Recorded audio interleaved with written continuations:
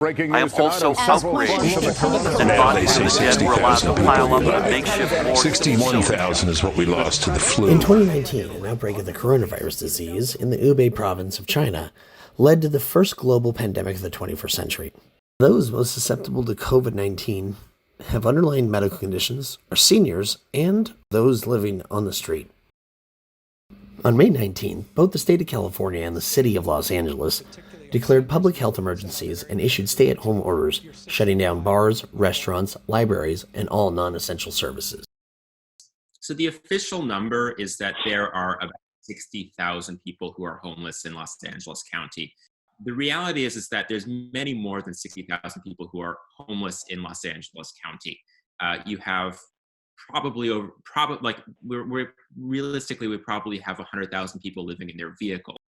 What we were sure of was that homeless people would be much more susceptible to complications. The health of homeless populations suggests that on average, the health burdens that they face, if you look at the surgeries that they need, that the complications that they face with other health conditions, they present with basically on average the bodies, the physical health, the immune systems, the respiratory systems of someone 10 to 20 years older.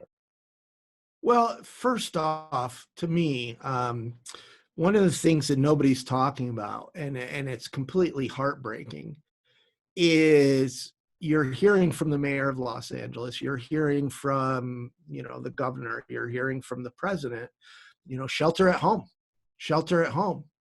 And can you imagine being a homeless person and you don't have a home to shelter in? Can you imagine what that does to your mental state? The problem, though, is that with those with congregate shelters are effectively just rooms with cots in them. They are not private. They are open air. One of those shelters, somebody has already tested positive for COVID-19 in Granada Hill. Homeless people should have been in housing to begin with. But since they're still outside, homeless people do not have access to water. They do not have access to food. They do not have access to bathrooms. About, well, can't people just shelter in place?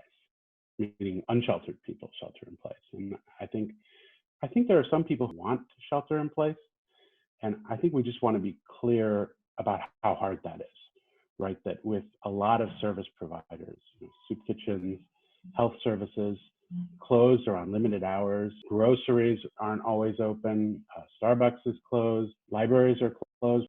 All of a sudden, things like a shower or even a meal is much harder to come by. Like, how do we get you access to a shower? How do we get you a meal? Because people are struggling to find that right now. So our focus for outreach is really shifted towards that.